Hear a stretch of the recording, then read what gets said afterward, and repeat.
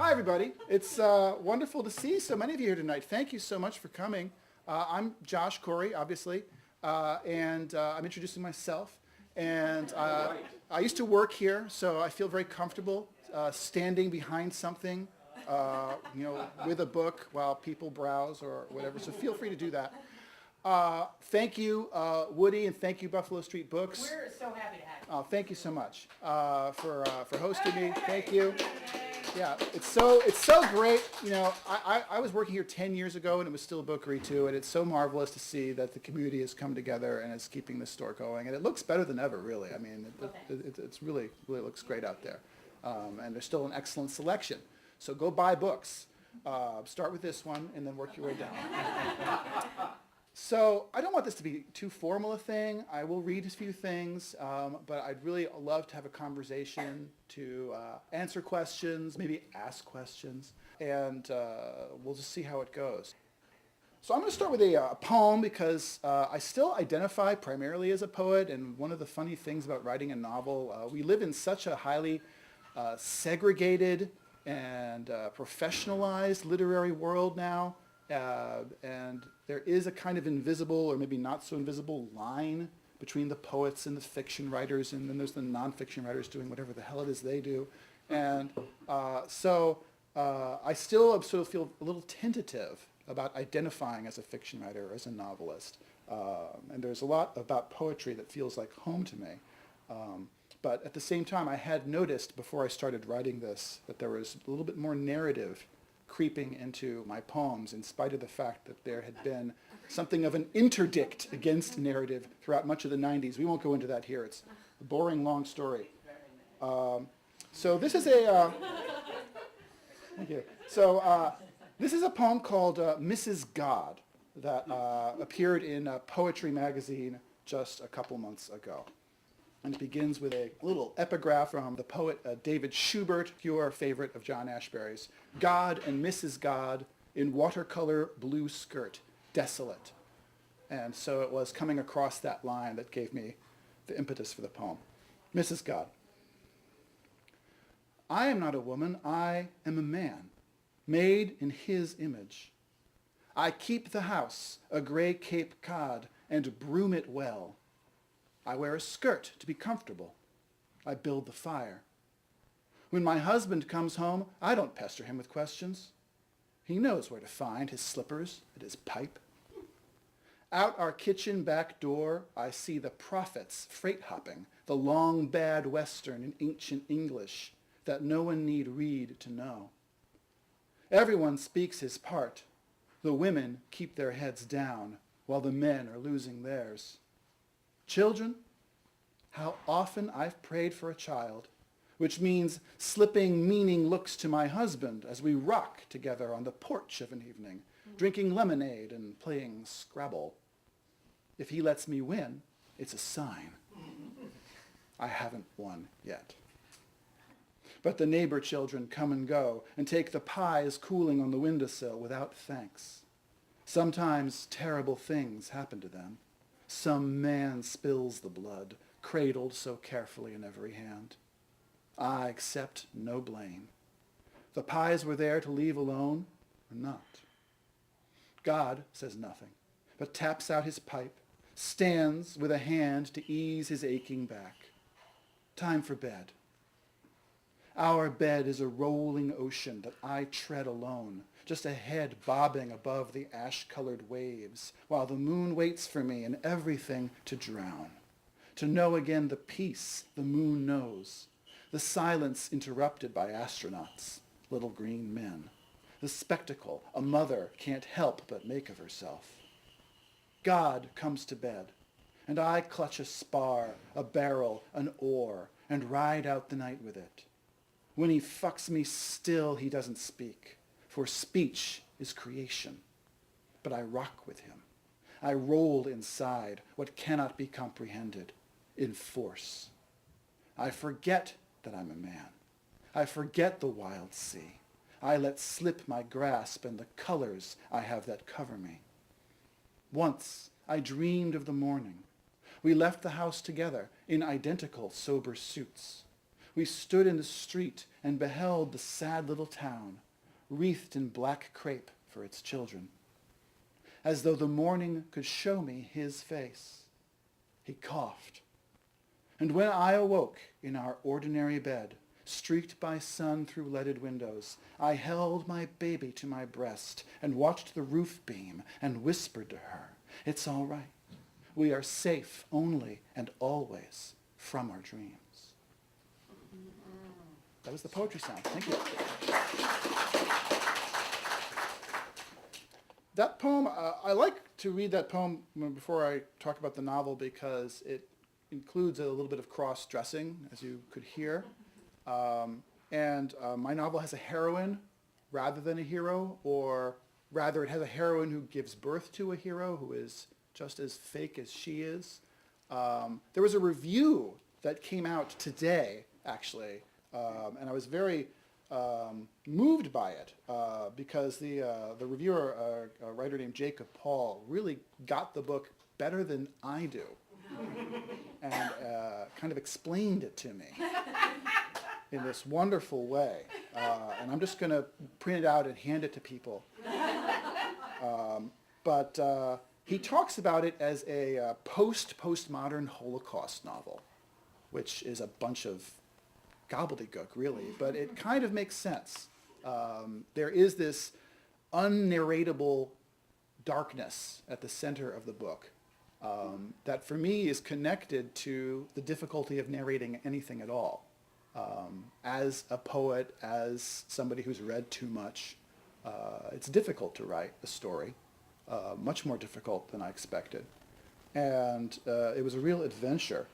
And I could only do it by treating it like poetry and writing it like poetry, and yet characters, plot. I'm going to read a little bit of the opening.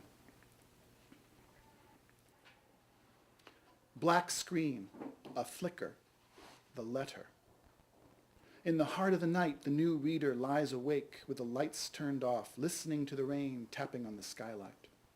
If she opened her eyes, she would see the darkness of the ceiling and a differing quality of darkness above her, a rectangle gradually reorganizing itself into a gray, filmy gleam, glassy surface blistered by street lamps, and the little shudders of water whose shadows she can feel moving across the bedspread, her husband's sleeping body, her own face. Like hieroglyphics or Hebrew letters, they form and squiggle and dissolve almost legibly before her closed eyes. The letters are falling on her roof and the roofs of her neighbors. They fall invisibly into Lake Michigan, that vast, unplacid text, and coat metal and glass and asphalt from Waukegan down to the Indiana border. Others, too, are awake, reading the weather, establishing degrees of correspondence between internal and external states of being, between the past and the present, what they expect from the day and what they are incapable of anticipating. She thinks of other bedrooms, other couples, men and women lying awake while their partners, women and men, sleep soundly. Alone, straining after significance, for signs and portents, reading clock faces, windows, glowing screens, magazines, books. Her book is on the night table where she left it, face down, straining the binding. She reaches with her hand and feels the rough skin of the spine, its slightly crumpled edge like a lip, and then the pages dividing reluctantly under the gentle pressure of her fingertips. Under the covers, the pages marching together, many folds, many pages, the words she has read and the words she has yet to read. The book is mine while I read it, for as long as I keep turning the pages, and once I am finished, it dies to me, but lives in the hands of other readers, and we might meet in a cafe or the supermarket or on a bus or in a hospital waiting room, and discover without title that we share the same blind, insatiable need for print, ants at the picnic, words printed on the insides and outsides of our eyelids, passwords, like canceled checks bearing signatures negated by the loss of value, the transfer of energy from beginning to end, unceasing until the book drops from my hand. I close my eyes, The rain spools, lurches, stops. Let me live here ever. She is dropping to sleep a few hours before dawn and the babies cry as her husband breathes evenly, wordlessly. The rain carries on past consciousness. The bed is a boat for strangers. So that's the opening, and it introduces, thank you.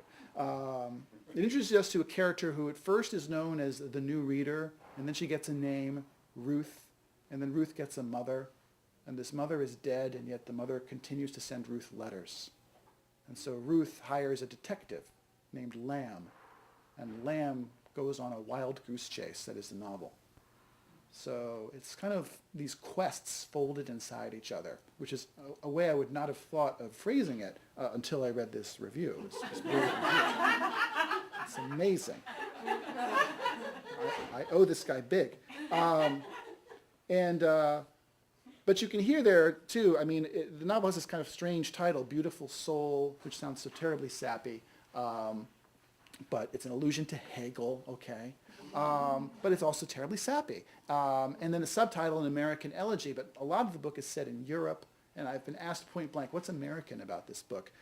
My reviewer kicks that on too, because I do use these two very American genres in the book. On the one hand, there's the hard-boiled detective noir with the Lamb character. On the other hand, we have this domestic drama, this young mother, discontented, even ashamed at being a mother, being a housewife. So there's these two completely incompatible genres rubbing together. And yet, of course, who reads that first kind of book, but if not the second kind of person, and maybe the other way around. So I will read a little bit, introduce you to the detective, Lamb, and I also play a lot with sort of cinematic tropes in this book, because one of the questions I was asking myself is, what can the novel do that isn't done better by Breaking Bad, say? Following the figure of a man, her man, ours, his back, walking away from the camera and taking our vision with him. We want to look at a man looking at the Alps, a battlefield, the sea, the sublime cityscape, an image consuming itself. The scene that includes him does not include us, and that is its perfection. We see him as part of the landscape defined as that portion of terrain that the eye can comprehend at a glance. And if an itch crawls up his spine to tickle his neck, and the head hunches, snaps backward to peer over his shoulder, accused or accusing, what will he see? We are the audience. We are not there. Poet or assassin, we follow the man. The camera is a gun. The gun is a microphone. The microphone is a pen. The pen is a telephone. Calls in the small hours between 2 and 4, gone straight to voicemail. In the morning, she deletes them without listening, noting only the times and the country codes. 2 fathers, 1 father, then no fathers at all, no mothers anymore. M. Tense and alert before the page, the phone down-faced on the bed beside her, on vibrate. Her husband sleeps. Fathers are depressing. Mother of invention, asleep or awake, she dreams him, Lamb, a black and white man in a simple lineless suit, gray raincoat over it, a fedora, out of the airport, out of a cab, pulling a black-wheeled bag behind him over the cobblestoned streets of a nameless European city. Call him anything. She did not pay for his name. She quit smoking, so he still smokes. She rarely drinks, so a bottle stands by the bed in the small, dry hotel room where a single window overlooks a trellis or an alley or a canal or a blank whitewashed wall. Tethered to her by cords of time, the mother, the daughter. She needs a man without appendages, masculine and alone. The camera is close enough to smell the back of his neck, tobacco, cornstarch, bay rum. On audio, waves scumble, foreign voices, a kicked ball, shouts. A busker accompanied by electronic orchestra, hand claps, bumblebee scooter engines whistling and whining. He sits with his back to her, us, smoke drifting from his left hand, its bandless fingers. The right hand, the writing hand, the knowing hand, is still. Rests tarantula on his knee. If we look closely at the back of a man's head, whose face we have only seen in a dream, seeing only the skin of his neck and the pattern of hair, black flecked by gray, and the two ears standing wide astraddle, and the barest movement, fleck of tension, is he listening? Is his breath in exhale part of the mix? A woman's fantasy, a man. He goes out and takes care of things. That's not my line. I stole that line from a guy. All right. I don't want to read too much more. I'm going to read a little bit. You can't read too much. I can't read too much? Slip you $5 later. The book is described as an elegy, and an elegy is a poem, usually, in which one seeks consolation for a loss. The very personal loss that all of my writing elegizes is my mother, who passed away when I was 21 years old. So she's the beautiful soul who haunts the book. But a beautiful soul in that other Hegelian sense is somebody who can't bring themselves to be in this world. So there's that kind of double-edged quality that it's not just the ghost of the dead, but the ghosts we ourselves so often are. There's also an elegy for the loss of reading itself. And so I call her the new reader. And I'm going to read this I think the last passage I will read is a sort of section in which her relationship to reading, her kind of new relationship to reading, which is really very old, is contrasted with the mode that most of us are more familiar with. And it also kind of gets at the marital relationship a little bit in this book with her husband. Words without pictures lying fallow in the dark. The new reader lies awake on her side, a question mark to her husband's exclamation point. The imprint of their bodies palimpsesting the covers, his bare feet protruding like commas, his dark sleeping head a full stop. Sometimes she sits up awake and stares at him, head or feet shimmering in the dark with the fullness of his rest. The head with its short hair tunneled peacefully into its pillow. The feet firm and shapely with high, smooth arches, a runner's feet. Every day he runs his miles, varying only the distance, so that the weeks and months add up in a series of monotonous clauses, varied only, she thinks, by their duration and the weather. He is not a reader in any sense, old or new. On his nightstand, you'll find only a tablet computer and a few books about investing. On the tablet, he sometimes tries a novel or a presidential biography, but over his shoulder she sees how easily he gets diverted by email, by puzzles, by little videos at which he laughs soundlessly, discreet earbuds in so as not to distract her, though she can't help but be distracted by his waking presence, its permanently refracted acts of attention. Reading in her sense is for him a thing of the past. I used to read, he says, but I just don't have the time. And it's true. She remembers when they used to read together and talk about what they read, novels and biographies and poetry, not just his endless manila folders and the parenting manuals in a guilty heap at the foot of the bed. Like her, he had acquired the appendage of a liberal arts education. But time is a thing of the past.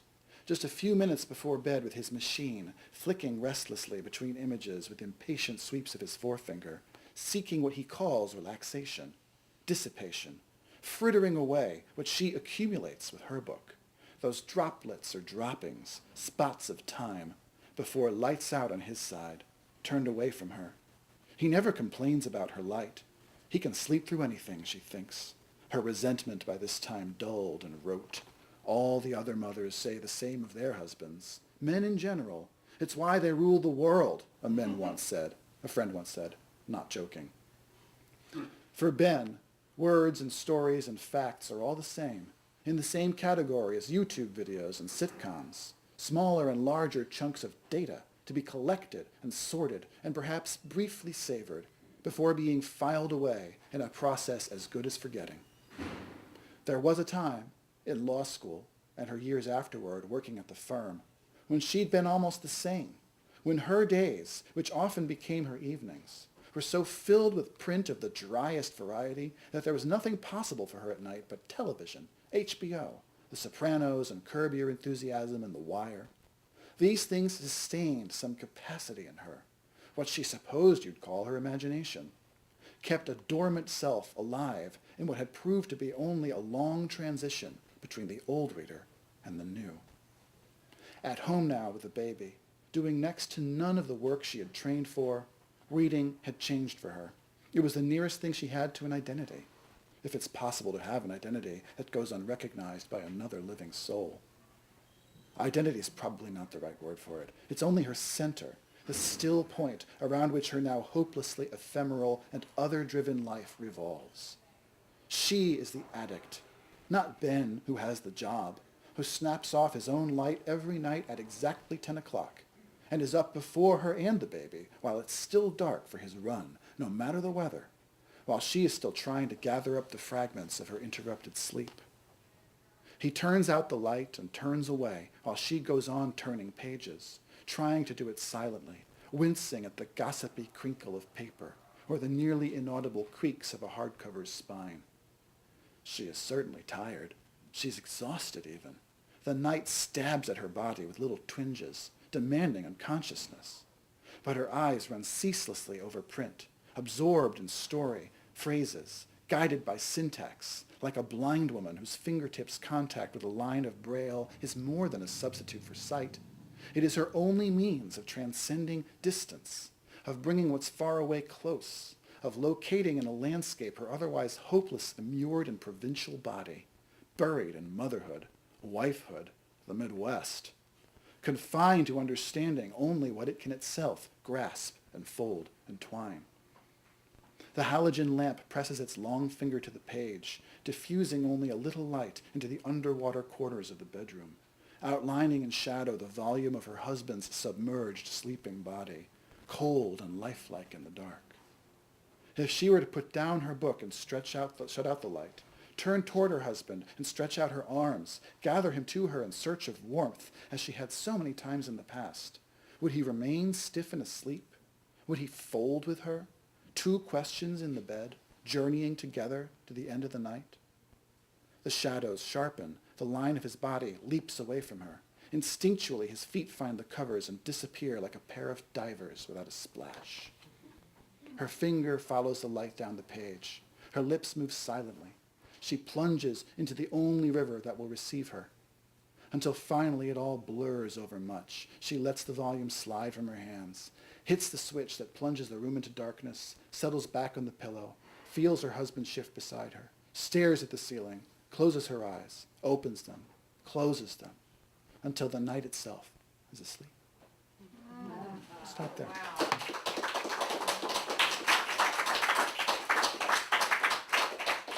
So I'm happy to talk, answer questions. Yes, I'd Elaine? just like to hear you read the whole book. Settle in. I mean, it's fabulous. Thank you. Hey, Jen. Has anyone read it to you? What an interesting question. No. Out loud? No. I think I would. If anyone has read it to him, I'm just suddenly imagining a reading where everyone kind of reads to you. You know, like people. It's a very sweet and beautiful idea. I think it Yeah. would make me really uncomfortable. Let's do it. Yeah. Does she find her mother? It's $18. I honestly don't know the answer to that. Josh, is your mother a presence the whole time you're writing? Yeah, thank you. In this interview recently, I was sort of talking about my inheritance and how on the side of my father, I come from assimilated Midwestern Jews with a lot of self-esteem. And on the other side, it's just all tragedy and fragments. My mother was born in Budapest in 1942, which is a terrible time to be born for anybody, but especially if you're a Jew. And both of her parents went to Auschwitz. Both of them survived, which is astonishing. But you don't survive that, not really. So she grew up under the shadow of that, and it loomed in her imagination, and then it loomed in mine from a very young age, from too young an age. So there's that side of it, and then there's also the side of her that was, very much a writer herself. She wrote poetry. She loved wordplay. Very creative person, a very thwarted person in many ways. And I've sometimes felt that it is my destiny to kind of live out, if not her life, then the kind of life she would have admired. So is part of this her voice? I think her voice is audible. Yeah, I could talk more about this, but it's, my very first book, which is a book of poems called Selah, which is a Hebrew word from the Psalms. It's an untranslatable word, and that was a book of what I consider to be failed elegies for my mother, and I just never get away from it. I thought I'm going to try something different, write a novel. Oh crap! So wherever you go, there you are, and there she is. But it's actually another interesting thing about this review, not to harp on the review too much, is he actually talks about something which I don't often think about, which is the search for the father that happens in the book. And that's there too. And I think the absence of the father and the absence of a comprehensible story, there's a link, there's something there. So I'll think more about that. Where is it printed, the review? It's a website, it's a literary magazine called Fiction Writers Review. If you Google me, you'll find it. And it's on, I have a website, joshua-corey.com, and I link to it there. Yes? As a poet, I hear the whole thing as a perpetuating poem. And I'm wondering if in your writing of it, you heard it in your head. Did the poem sound in your head? Because there's no question of the rhythm, the imagery, it keeps rolling on. At any point you could stop and say, well, that's the end of that poem. Yeah. You really could, because it's full of poem making. The poet Richard Hugo once wrote that as a poet you have two choices. It's one of those ridiculous you have two choices things. But one was you can make music conform to truth, which is to say, the truth and you're going to say it musically. And he said hardly anybody could do that. Auden was his example of a poet who could do that. And then the other possibility was to make truth from music. So it's the music of the language that comes first, and then whatever truth that language may have to say, or maybe even isn't the right word, to present, is just in the sound. So that just feels right to me. So yeah, for me, it's always music first. And in fact, if I have a block right now as a writer, it's that I'm so in love with the music of sentences that I have to remind myself that there are other formations, there are other legitimate approaches to writing that are not so sentence-oriented. In working with narrative, did you find it difficult to somehow work in your natural musicality and at the same time tell us what's happening? Well, that's a great question. Yeah, I was very frustrated with my earlier attempts at fiction by the need to do things like, and now he has to get from the car to the courthouse. Who gives a shit? I really couldn't make myself care about that level of mechanics, so I wrote poetry. But one thing what I had to do is I had to do this thing where it wasn't about filling in a chart or filling in like colors. Every day I sat down to write this, and instantly, I wrote this when my daughter was still, I have a 6-year-old daughter. She's still very young. She was very young. I started writing this, she was 2, I guess. I was teaching a full-time job. I was writing this in like fragments of time, just little slivers of time, maybe half an hour a day. So every time I started writing, I gave myself permission to start each day with a blank page, as opposed to, well, now I've got to finish that thing. And gradually, thankfully, organically, things did start to come together and form a shape. But that's the only way I know how to write. I could never write, at least I don't think I could, not without a slightly different brain, that kind of, highly plotted, charted out, outlined sort of writing, which, I've gotten a lot of pleasure from those kinds of books. But I can't write them. I'm thinking about sometimes when movie stars make movies, they put themselves into the work of creating a character, and then 2 years later they have a press junket where they talk about the work they've done 2 years before. And so I'm wondering for you, talking about this book so far from when it was first written, how would you write the same book today? Would it be the same story? Does it feel like it represents you right now? That's a great question, honey. I thought you were going to ask him where he was going to take you on this junket. Right. Wouldn't that be nice? That's a question about the belatedness of this. Yeah. I think I've had to find a relationship. I mean, this is true of anything. Every publishing is so slow. If you're going to talk about like this kind of publishing, I mean, it's easy to get spoiled nowadays with the internet. I had an experience recently, a very unusual experience for me, but it happened, where I wrote a poem and had it accepted by a journal the same day. So that's like, that's a rush, right? But still, it won't be out for another year, and by which time I'll be like, So yeah, I think I go through stages. Like I write it and I'm very excited about it and I want everyone to know about it, and then I go through a period where I think it's horrible and I don't want anyone to know about it. And hopefully by the time it actually gets published, I feel sort of resigned. Well, there's a very melodramatic but beautiful phrase by the critic Walter Benjamin, who said, "Every work is the death mask of its conception." Yeah, this is not what was in my head. This is not what I meant to write. It's just a book. It's very disappointing, and then it's very liberating. And one of the things that I feel, the review that came out today, it gave me the gift of seeing it again, and seeing like what I was up to, that's just amazing. So right now it actually feels very close to me because I'm able to sort of see it in a new way. I guess one hopes,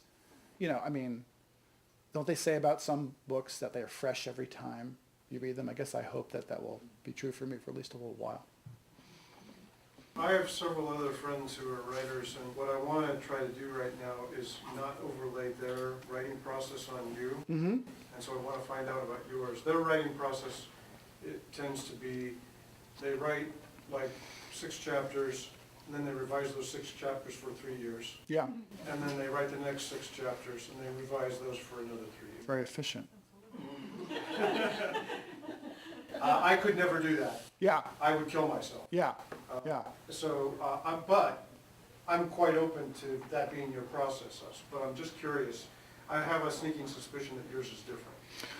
Well, I don't know. I mean, I think everybody's is different, and I think it's very, very hard for anybody who is a creative person to accept his or her own process. I think a lot of us waste years fighting with our process. I read a lot of interviews with writers when I was in my 20s. So like, at 8:30 a.m. I'm at my desk and I'm not up again until 3:30, and then I have a martini. And it's like, okay, that's how you do this. But I couldn't do that for very many reasons, temperamentally, financially. I became convinced that what I did was illegitimate, or like I wasn't a real writer. I was just kind of scribbling things on the side. I didn't know about Dr. William Carlos Williams and writing poems on prescription pages. Then when I found out about that, that was amazing. It was like, oh wow, that's still writing. It's still counts. As I said, I was writing this like literally half an hour a day. That's all I had time for. Like before I lost consciousness like Ben, I was just like sit down and write. And then in the summers I had a little more time. I teach at college, so it's during the academic year it's very hard to make time. During the summer I'm actually blessed with time. And then I have sort of the opposite problem. Like I can't write for 8 hours. I just can't do it. I can do it for maybe an hour and a half, interspersed with a fair amount of, YouTubing. It was just like drip, drip, drip, drip, drip, drip, and then suddenly I had a lot of pages, and I cut more than 200 pages from the draft of this, which are still kind of kicking around in the back of my head. Like, will I ever do something with this? 'Cause it's like a totally different plot line that I began to think was a distraction. I don't know if that answers your question. Good enough. I'm intrigued by the fact that you, talking about the book, you invoke Breaking Bad, and in the passage you read, The Sopranos, The Yeah. Wire, Yeah. Curb Your Enthusiasm. I mean, those are all great shows that are, I mean, in a way, there's a way in which television is now the site of a sort of pure narrative pleasure Right. that you seem to be explicitly kind of setting your work against. And yet I'm wondering, why it comes up in this, in your framing of the work. I mean, what I'm hearing you say is that your work is irreducibly sentence-based. Yeah, but I mean, one thing I tell my students all the time is writers lie. I don't know. I mean, there's also a detective story. I got a guy in here who's like, roughing people up and having meaningless sex with strangers and all the other pleasures of the detective novel. I mean, that's there. I have a very complicated relationship to storytelling. I played Dungeons and Dragons for years. I'll just admit that in front of everybody. Dungeon Master, which means I was making up stories of the most, hackneyed and lurid variety week after week. So part of me loves that stuff, just loves it. If HBO wanted to option this, would you be? I'd have to struggle for about 2 seconds before I a Game of Souls. It's nice. You're hired. You're hired. Totally there. It'll be me reading the novel. Yeah, that'd be good. Out loud. Out loud To you. to me. Week after week. Yeah. Yeah. So, I don't know. I mean, those books, like I love to read those kinds of books. Like I love the Patrick O'Brien series, just to name an example of like a story-driven, character-driven, these novels about these guys having adventures during the ages of Napoleon. I love that stuff. I don't think I could write it right now. Maybe I will be able to.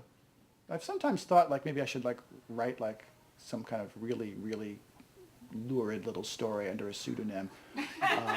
And then I would drop the pseudonym once it was done. The pseudonym would be for me. It wouldn't be for the audience. It would be for me.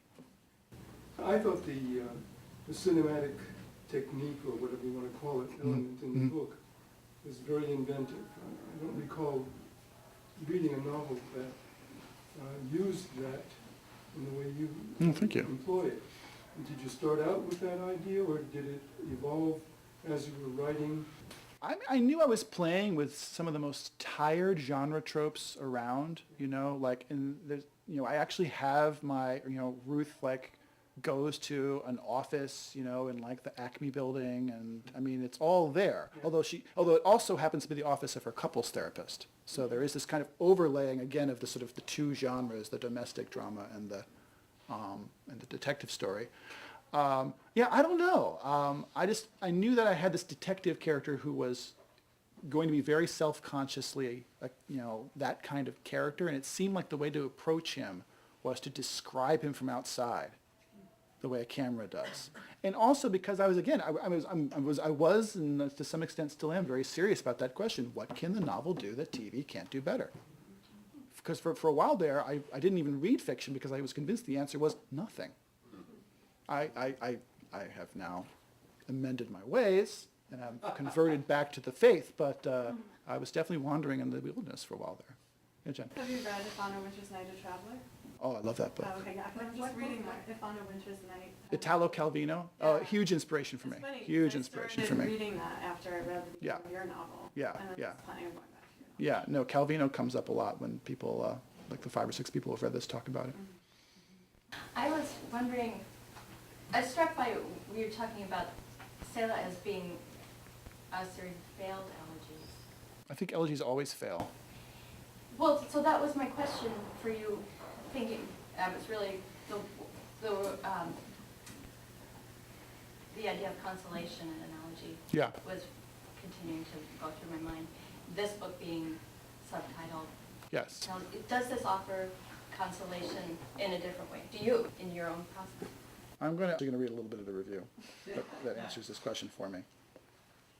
So he says, Beautiful Soul is a kind of metafictional experiment, but only to the extent that it points out that it is an essay, or a poem maybe, attempting to access a necessary aspect of its creation that can only be accessed through imagination, fiction, and not even then. The resort to a metafictional mode confesses the text's despair.